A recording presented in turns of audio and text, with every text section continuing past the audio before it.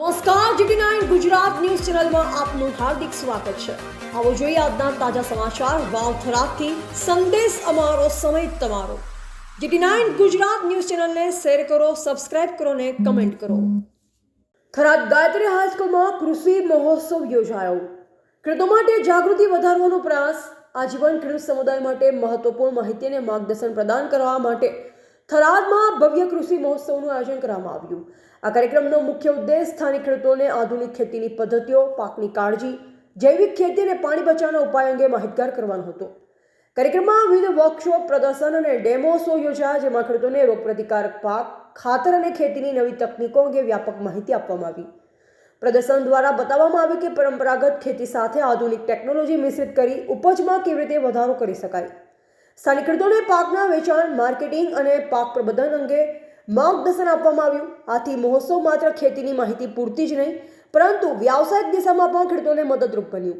કાર્યક્રમ અંતર્ગત ખેડૂતોમાં કૃષિની નવી રીતો અપનાવવાનો ઉત્સાહ જોવા મળ્યો। સ્થાનિક લોકો અને ખેડૂત સમુદાય દ્વારા પહેલને ખૂબ જ વખાણ મળ્યા।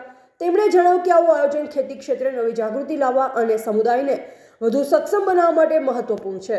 Bureau report Ranabhai Paregi, Vavtharad. Tractor માટે સબસિડી માટે ખૂબ આભાર માનું છું કે આપણા પાસે બધી કરી છે અને ખેડૂતની સેવા પણ કરે છે। મારું નામ પટેલ મહેશભાઈ ચિત્રભાઈ, ગામ મલિકપુર, તાલુકો થરાદ, શું કાર્યક્રમમાં જાણવા મળે તમને? ખેતી અંગે ખૂબ જાણવા મળ્યું। આધુનિક ખેતી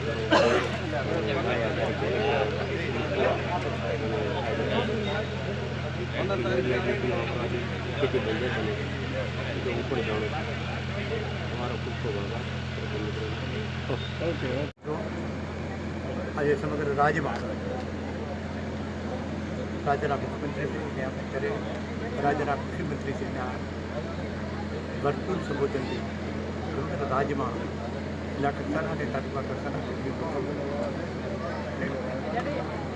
સરકારશ્રી અઠવાડિયા માટે આજના કાર્યક્રમમાં વાવથરા જિલ્લો નવો રાજ ખાતે રાખવામાં આવ્યો। તાલુકા કક્ષાના કાર્યક્રમ જિલ્લાના કલેક્ટરશ્રી,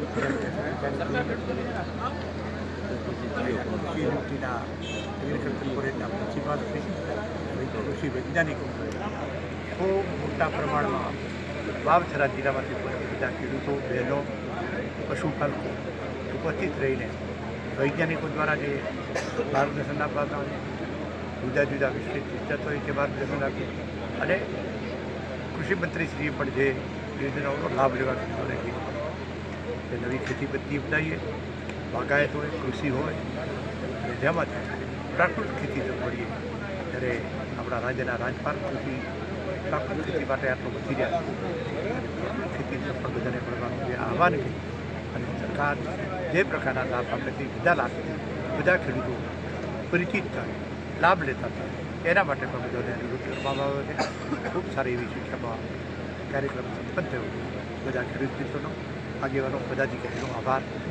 જય ગુજરાત। જય માતા।